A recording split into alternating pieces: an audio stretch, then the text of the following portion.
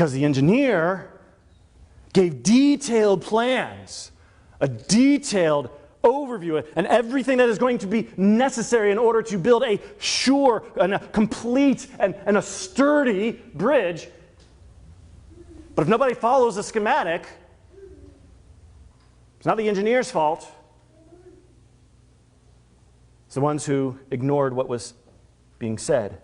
Cutting corners on the contractor's part and hiring the lowest bidder on the county's part is not the fault of the engineer.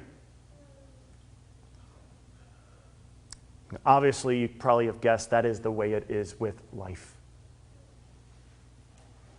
God has set His law.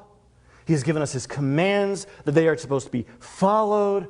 But if we decide that we're going to cut corners and that we're going to change the schematic around so that we are basically doing what we want to do rather than what was the vision of God, or maybe that we are just simply doing a half-hearted job at what He has developed, it is evidently, or I'm sorry, not evidently, it is inevitably going to lead to devastating results that are not just going to hurt us, but others as well.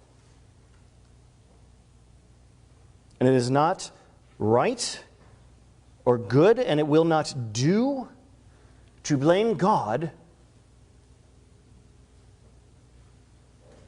for our disobedience.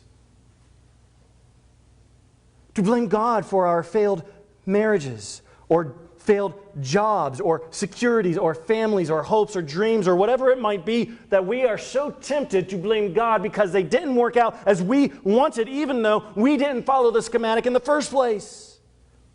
We're the ones who disregarded His direction. This is the problem that King Saul has.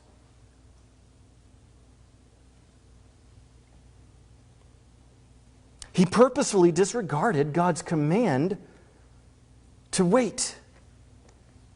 He purposefully disregarded God's command concerning the role of a king and the role of a priest. And because of that, he lost his dynasty. So as we study this chapter this morning, chapter 13, just going through the first 15 verses, as we study this morning, I'm not going to go over the 5 C's because we're basically going to immediately go make a beeline for the climax. I trust that you're going to be able to figure out who the characters are in the conflict. We're going to talk about the climax. Trust you can get through all of that. We're going to go to that climax, and then we're going to branch out from there. So if you will, please stand with me for the honor of the reading of God's Word, starting at verse 1, chapter 13, 1 Samuel 13, verse 1, and going until 15.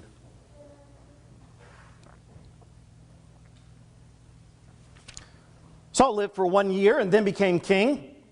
And when he had reigned for 2 years over Israel, Saul chose 3,000 men of Israel. 2,000 were with Saul at Michmash in the hill country of Bethel, and 1,000 were with Jonathan in Gibeah of Benjamin. The rest of the people he sent home, every man to his tent. Jonathan defeated the garrison of the Philistines that was at Geba, and the Philistines heard of it. And Saul blew the trumpet throughout all the land, saying, "Let the Hebrews hear." And all Israel heard it, and said that Saul had defeated the garrison of the Philistines, and also that Israel had become a stench to the Philistines. And the people were called out to join Saul at Gilgal. And the Philistines mustered to fight with Israel 30,000 chariots and 6,000 horsemen, and troops like the sand of the seashore in multitude. They came up and encamped in Michmash to the east of Bethaven. When the men of Israel saw that they were in trouble, for the people were hard pressed, the people hid themselves in caves and in holes and in rocks and in tombs and in cisterns. And some Hebrews crossed the fords of the Jordan to the land of Gad and Gilead.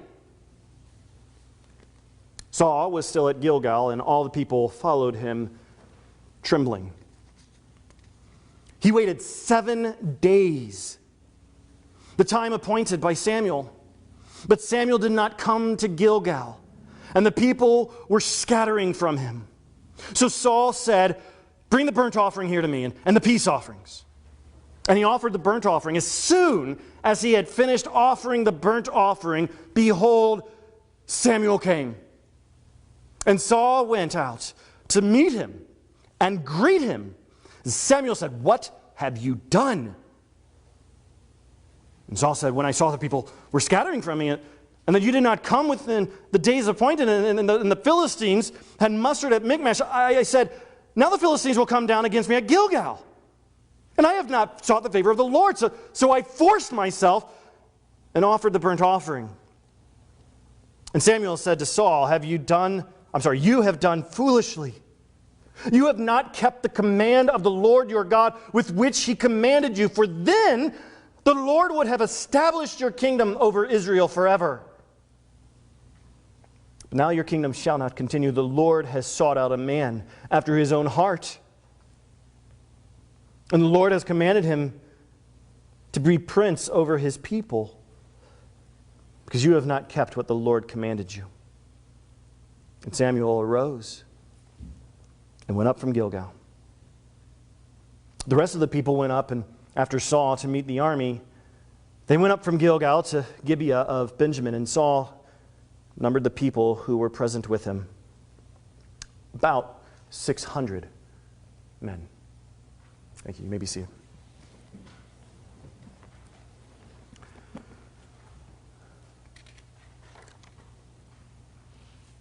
The narrative in and of itself quickly moves through a whole bunch of events. The first thing that we see is that Saul has made a little army, a small army here, 3,000 troops. So 2,000 are going with Saul up to Michmash, and then 1,000 are going to stay in Gibeah, which was Saul's hometown, which was the capital then at that point in time of Israel. He sent everybody else home. Don't need you anymore. At some point, Jonathan, whether he was ordered by Saul to do it or whether he took it upon himself, he took his men and they went and they stormed a garrison. Now, probably this garrison wasn't actually filled with people. It was probably more like some type of small structure or building or something like that. And the reason I say that is because later on in this chapter and into chapter 14, a different word for garrison is used, and it is clear that people are there. This word doesn't say anything about anybody being there. They probably just destroyed something that the Philistines maybe had left behind, and that made the Philistines angry. Probably insulted, and they weren't going to sit around and take it lying down. They weren't going to sit around and take it lying down. Neither one of them. They're not going to sit or lie. Right? That's a mixed metaphor there, so sorry. Instead, they garner their troops. They're going to go against Israel. They're going to fight back. Now, there is a question there whether or not they had 30,000 chariots or 3,000 chariots. Doesn't necessarily matter. If you think about it, 3,000 chariots, 6,000 horsemen or cavalry or possibly charioteers, however your translation might put it, and then a number of troops like the sands of the seashore, right? That's a ton of people that are coming after Israel. How many does Saul have at this point in time in his presence? 3,000. 2,000 right at that moment, 1,000 from Jonathan, right? That's it. He was vastly outnumbered. And he goes to Gilgal. Apparently, Samuel may have just sent word to him saying, hey, I'll meet you at Gilgal. We don't have that in the text, but it seems apparent that that's probably what he had done. I'll meet you at Gilgal in 7 days. Just wait for me there. So he takes his troops and he meets there, sounds the alarm so that others can come. But the more that they see all that's going on and the number of troops that are going to be coming against them, everybody's just kind of going to their own, like, we're done here. And they either hide or they go across the Jordan. And so we see this is the climax here, right? Verse 8 and 9. He waited 7 days, the time appointed by Samuel. But Samuel did not come to Gilgal, and the people were scattering from him. So Saul said, bring the burnt offering here to me and the peace offerings. And he offered the burnt offering. Now there's 2 points, like I said earlier, that I want to bring out before really getting into the main point. The first is that the kings were not authorized to make a sacrifice. That was the priest's job. That's why Samuel says, wait for me there. I will make that sacrifice when I get there. It was the priest's job, not the king's job. If you heard Matt's sermon on chapter 10, you're going to remember that Samuel basically had reiterated over and over again to Saul that he is not above prophet or priest, but they are above him. He is to listen to what they say, not the opposite. The king was supposed to submit to both of those offices. It was the priest who was authorized to make this sacrifice.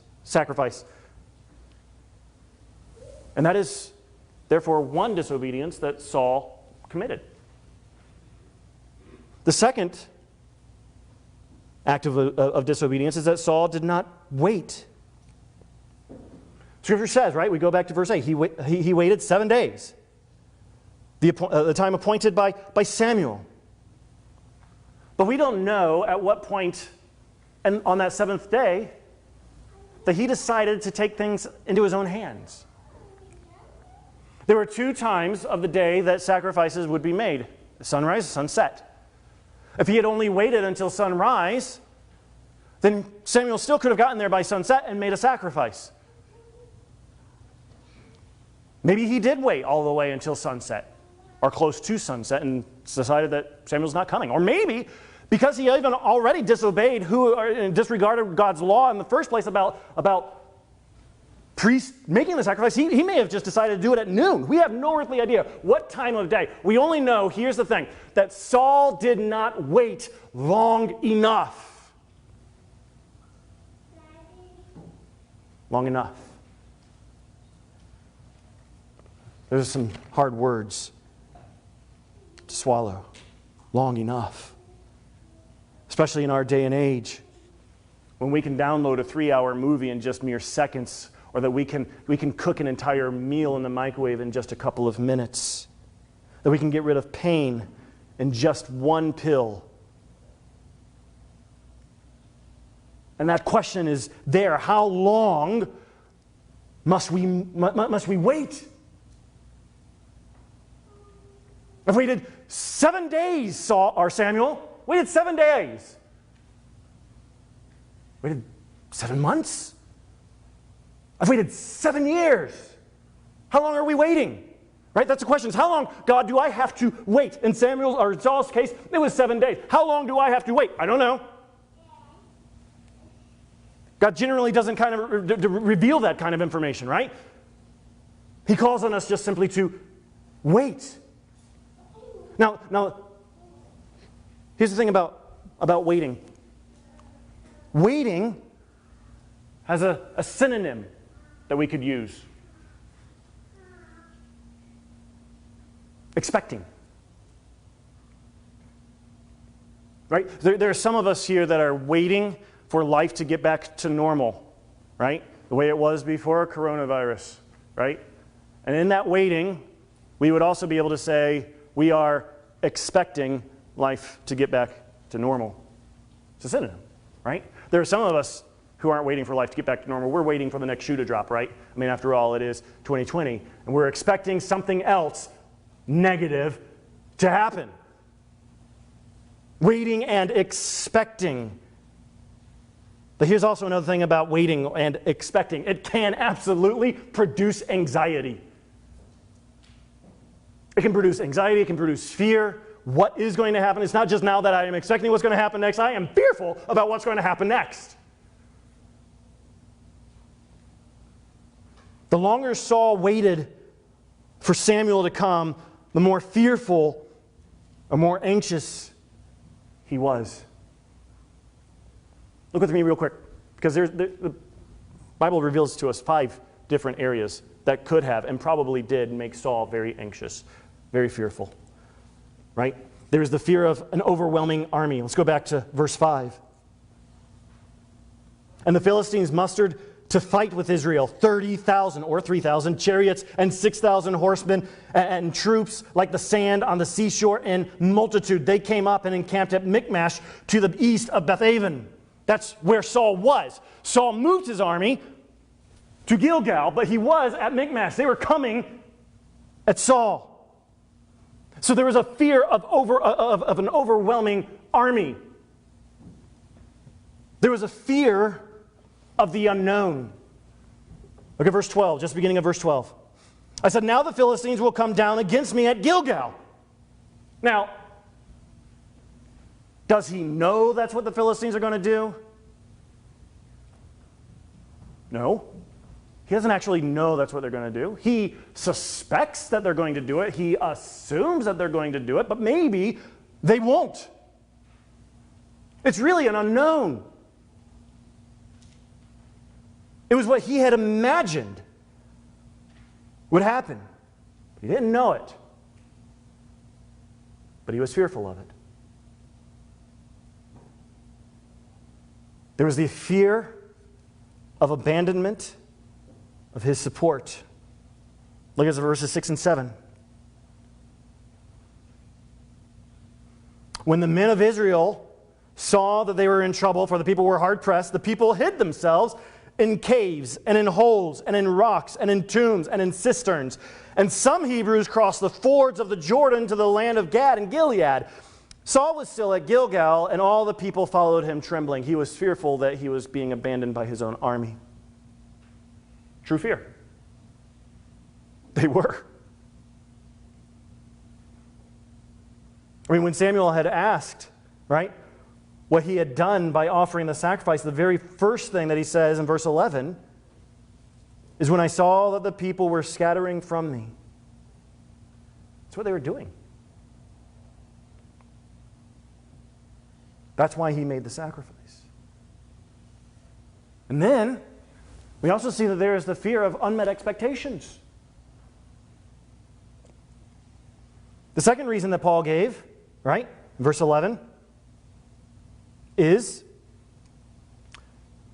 you did not come within the days appointed. I was expecting you to come, Samuel. You didn't come. My troops are leaving. You didn't come. What else was I supposed to do? And then finally, there's the fear of the Lord's displeasure. Verse 12. I said, now the Philistines will come down against me in Gilgal, and I have not sought the favor of the Lord. So I forced myself and offered the burnt offering. If we were going to put those fears under an umbrella of fear, basically that umbrella of fear is the fear of not being in control.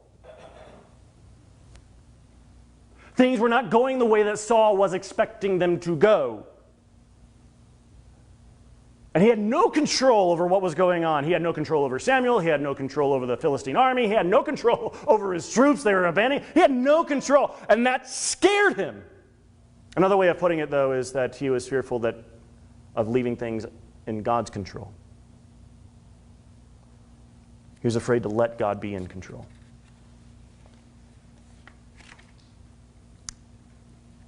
You know, it's easy to let God be in control when it's someone else's life.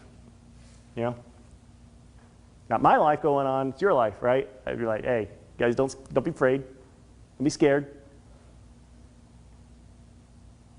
It's easy for me to say from my point of view, but when all of a sudden things are happening to me, the question is, am I going to say the same thing? It's easy to let God be in control when someone else is going through it. It's quite another thing when it's our own. Because at that point, it gets really scary. It gets unnerving. And it's very tempting to take matters into our own hands. But notice how Samuel responds to Saul's reasons. And we may be sympathetic, right? I'd be tempted to be sympathetic with Saul. I mean, I was going through it when I was translating. I don't do Hebrew. Sorry, Bruce. I don't do Hebrew. It would take me like 100 times longer than it takes Bruce. So I translated it from the Septuagint, which is a little bit different, but it's still good. And as I was going through it, I was reading it, for different, because you read it from a different angle, right? And you read it, I'm like, man, poor Saul. I mean, really, I was feeling really bad for Saul. But look at Samuel's response. Verse 13. And Samuel said to Saul, you have done foolishly. You have not kept the command of the Lord your God, with which he commanded you. Acting out of fear contributed to Saul's disobedience, and therefore, for him to act foolishly. Now understand, these 5 fears that we just went over, those are real fears. We face them all the time. They're absolutely 100% real fears that we experience. The fear of being overwhelmed, the fear of the unknown, the fear of abandonment, the fear of unmet expectations, and the fear of displeasing God. Yet all those fears combined, Samuel says, is not excuse enough to disobey the commandment of our God. How much less if they're just one at a time? How often does peer pressure get to us? Especially virtual peer pressure, right? Through social media. Pressure to affirm stances that ought not be affirmed. Or maybe the fear of not being on the right side of history. One of Satan's greatest tactics is to put fear and lodge it into our hearts. And it may be seeking to overwhelm you through the pressures of homeschooling. It may be to get your mind focused on all the things that may happen or may not happen because of a certain situation. It may be through friends and families and others moving away or developing different interests than you or opinions as you, leaving you feeling alone.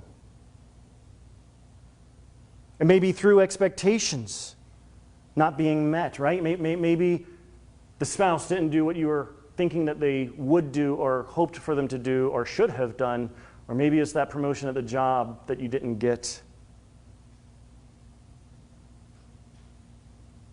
Maybe it's through keeping you guessing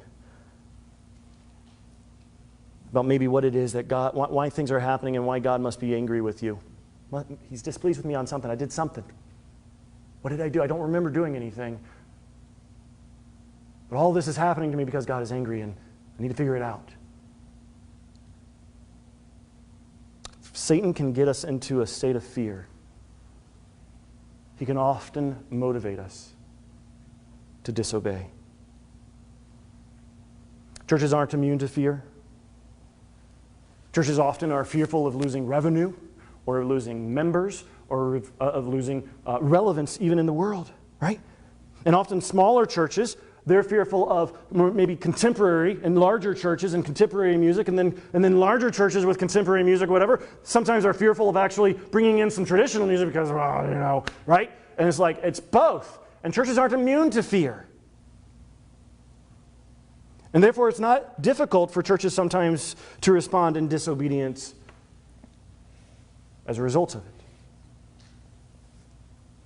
But here are 2 areas in which Saul was doing the right thing. We see in this passage, there's 2 areas that Saul was doing the right thing, but he was doing it the wrong way. If you go back to 1 Samuel chapter 9, verse 16, you'll see there that God tells Samuel, he says, hey, I'm bringing Saul. He is going to be king, and he is going to deliver my people from the Philistines. That's what Saul is seeking to do. Not going his way, not going the way he thought it would, but he's doing the right thing.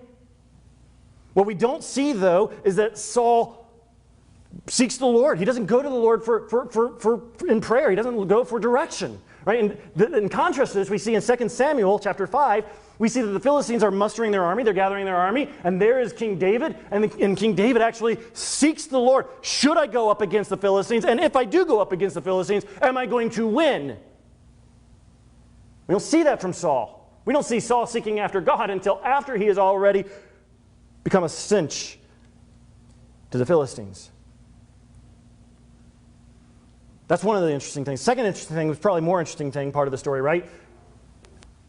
Is what those fears led him to do, especially that last one, the fear of displeasing the Lord. Somehow, some way, in his mind, the fear of displeasing the Lord caused Saul to actually disobey God rather than to obey him.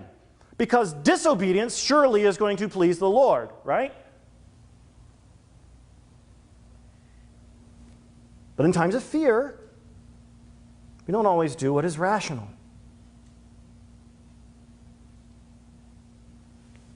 Saul wanted God's pleasure. Literally, he says that he was seeking his face, right? So the Lord turns his face towards you, right? Face to shine upon you. Want God's favor. Lord turns his face away. It's displeasure. That's what he wanted. And in an effort to seek God's face, he did that which would absolutely displease him. King Saul thought he should make a sacrifice as if the sacrifice would bring God's pleasure. It's kind of one of those, it's easier to apologize than to ask permission kind of things, right? Knowing that the person wouldn't give you the permission in the first place. He's making the sacrifice in order to seek God's face.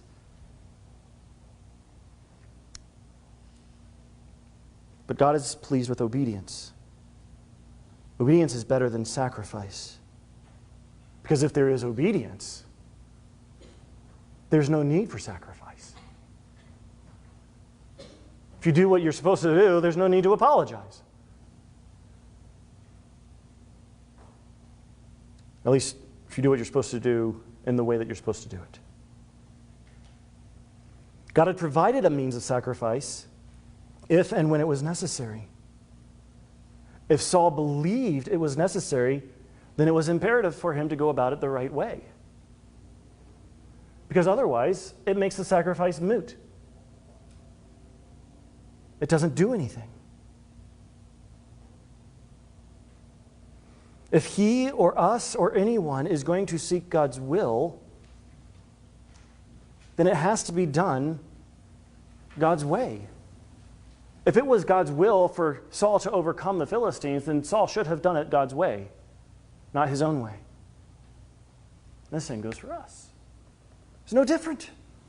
When virtue signaling pressures us into agreeing or doing or posting or signing something that may be in the scope of God's will, right? Like justice for the oppressed, or life for the unborn, or help for the poor, or whatever it might otherwise be, it's in the scope that this is God's will. God loves justice.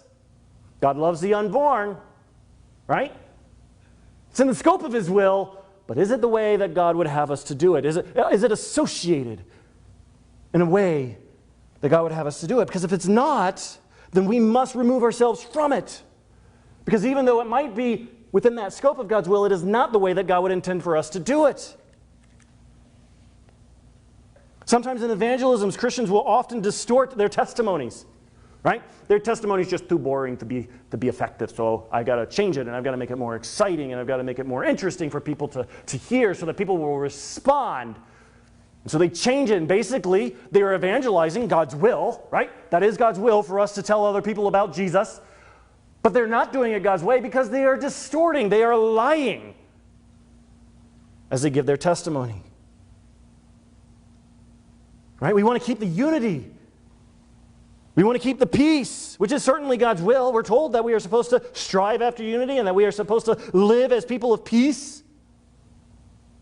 But if we're doing it by fudging here and compromising there, the convictions and the scriptures, it's not God's way. Churches will often let doctrine slide. They'll place biblical polity aside because we might get more people in. We can reach more people.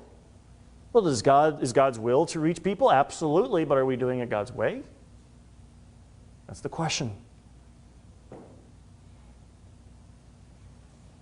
This isn't the way of Christ. It is the way of Saul,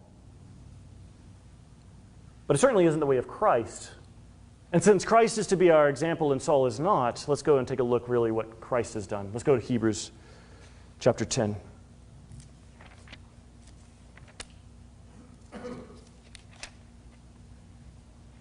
Look at verses 5 through 7.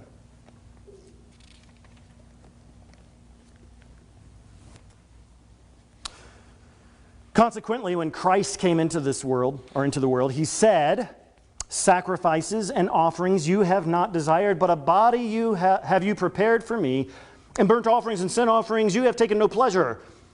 And then I said, behold, I have come to do your will, O God, as it is written of me in the scroll of the book. I have come to do your will as it is written in the scroll of the book. I am not coming to do your will my own way, but as it has been written that I should do it in your word. God's will, God's way.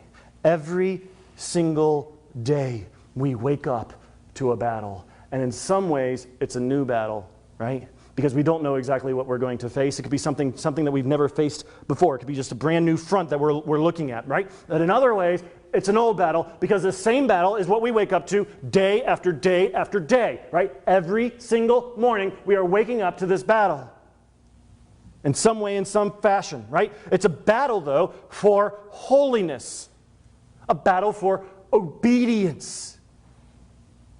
It's a battle to do God's will, God's way.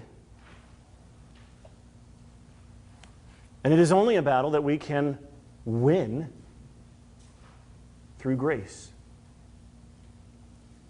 It is not on our own. Right? Martin Luther's hymn, most famous hymn. He had others, but we know this one, right? Where he states, and I think rightly, did we in our own strength confide, our striving would be losing. Our battle against fears and our battle for holiness is done only in and with and by and through God's grace. His grace is sufficient for the task.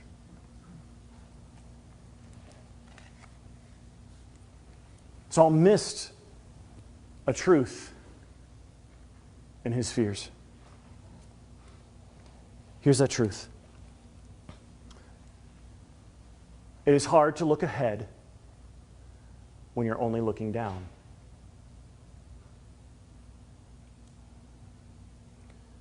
And by that I mean that if we are only looking at what is in front of us at this very moment and not considering the temporal and the eternal future of our lives, we will inevitably lose blessings that could be ours. Look at verses 13 and 14. And Samuel said to Saul, you have done foolishly. You have not kept the command of the Lord your God, with which he commanded you, for then the Lord would have established your kingdom over Israel forever. But now your kingdom shall not continue. The Lord has sought out a man after his own heart, and the Lord has commanded him to be prince over his people, because you have not kept what the Lord commanded you. See, Saul had only really seemed to have really considered like this one battle with the Philistines. He needed victory over this one battle. Forget about the rest of time. And it's very tempting to do, right? Because if I'm not alive after this one battle, then what good is looking into the future? Except we are supposed to be looking into the future. We are supposed to take into the account our temporal and future, eternal future. That's why Paul says, right, that we are not supposed to look at the things of this earth, but to look at the things above, where Christ is, seated at the right hand of God. Saul didn't consider what the consequences might be. He allowed his fears to drive him into disobedience. He wanted the blessing of a short-term victory over the blessing of long-term obedience.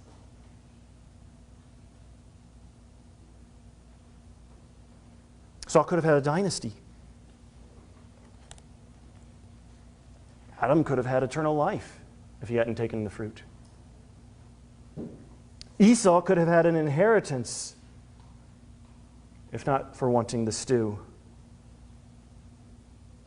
Moses could have entered into the promised land if it wasn't for the striking of the rock. Uzziah could have been a great king if he hadn't entered into the temple to offer incense himself. One moment of looking down can cause us to lose a future blessing. And I'm not talking about salvation here. Don't get me wrong, okay? I'm not talking about salvation. God is gracious, and He does not forsake us. We saw that last week. He does not forsake us because of His own great name. We are linked to that name. So I'm not talking about salvation. But how many families have been turned upside down because of one moment of a mom or a dad looking down,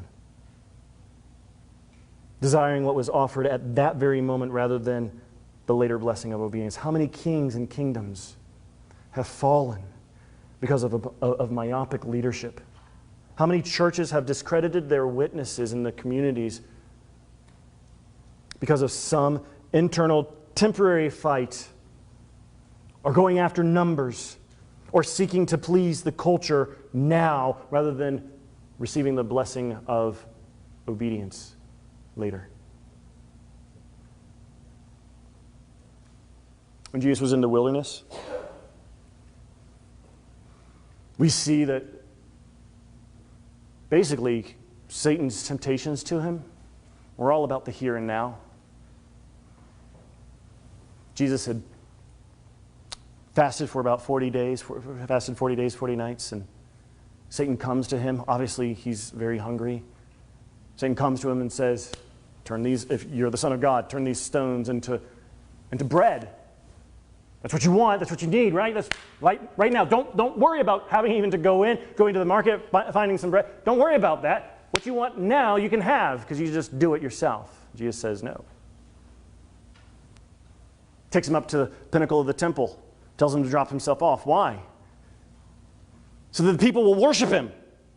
You can have all that worship now. People will know that you are the Son of God now. You don't have to do anything other than just this because God will save you. He won't allow one of your feet to strike the floor, the ground. Right? People just they'll fall down to worship you. Nope, not going to do it. Not now. What, was it God's will for Jesus to eat? Absolutely. Was it God's will for Jesus to be worshipped? Absolutely. Satan shows him the kingdoms of the world. Just right now, you can have all the kingdoms. I'll give them to you. Right? The God of this world, give you the kingdoms. Just bow down. You can have it now. No need to go to the cross.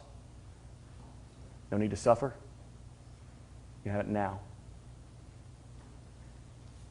Now.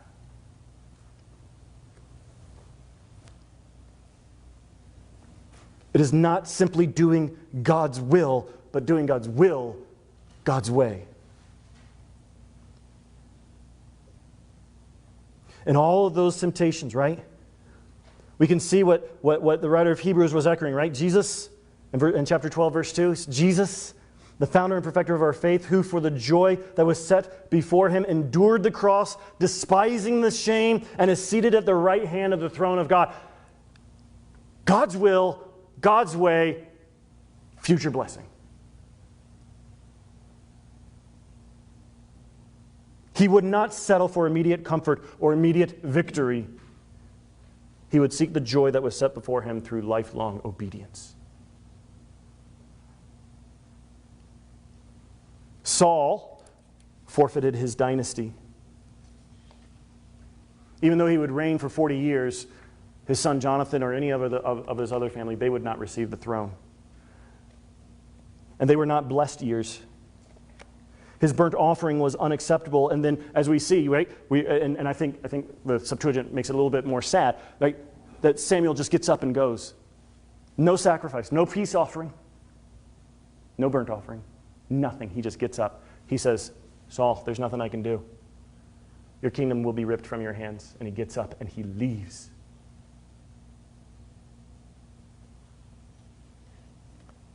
And Saul takes the rest of the men that he can find, and he assembles his army along with those of Jonathan. And what had been 3,000, and then ultimately he had called all the men of Israel to come to fight, those of eligibility, had come to fight. What had been 3,000 and then more had dwindled down to 600 troops. Allowing fear to act, seeking to do God's will his own way, and looking down rather than ahead was simply not worth the return. It never is.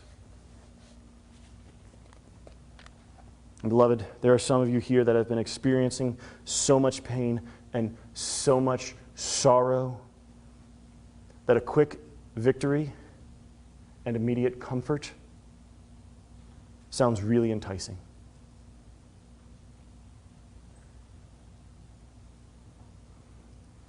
Right? Knowing that you can't handle something else, the fear of what is lurking just around the corner, right? Kind of almost makes you want to echo Job's wife's comments to just curse God and die, just let it be over with. And if that's you, I want to encourage you to run with endurance the race that is set before you. I know it's hard. Sometimes you're not running at all. Not even walking, you're barely even crawling.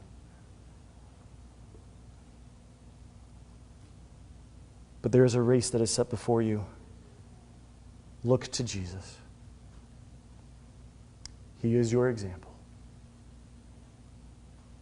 The agony that you experience on a daily basis is not for nothing. Paul says in Romans 8:18, "For I consider that the sufferings of this present time," and he means sufferings, "at this present time are not worth comparing with the glory that is going to be revealed to us."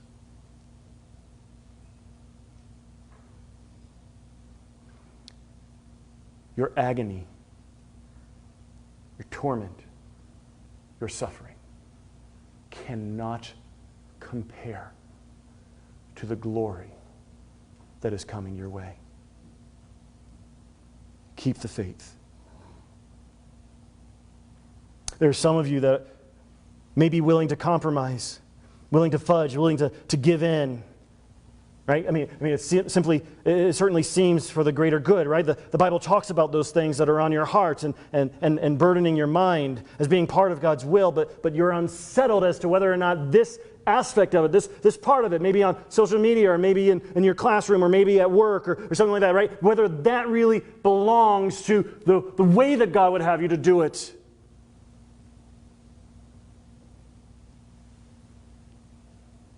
To you, I would say, to search the Scriptures, to be as the Bereans, right? Maybe somebody's telling you, "Oh, it's okay. Like this is how it is. This is what really God means by this," right? That's exactly what Satan does. I'm not saying that everybody that says that to you is Satan's tool, but it could be. He's the father of lies.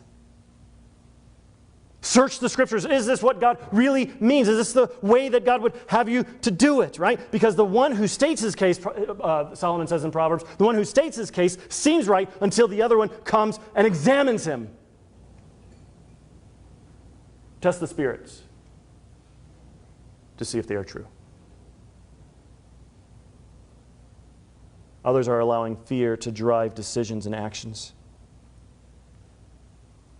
And it may be the fear of overwhelming odds, or maybe the fear of the unknown, or abandonment, or unmet expectations, or displeasing God, or maybe some other fear that I haven't dealt with, but it's a fear.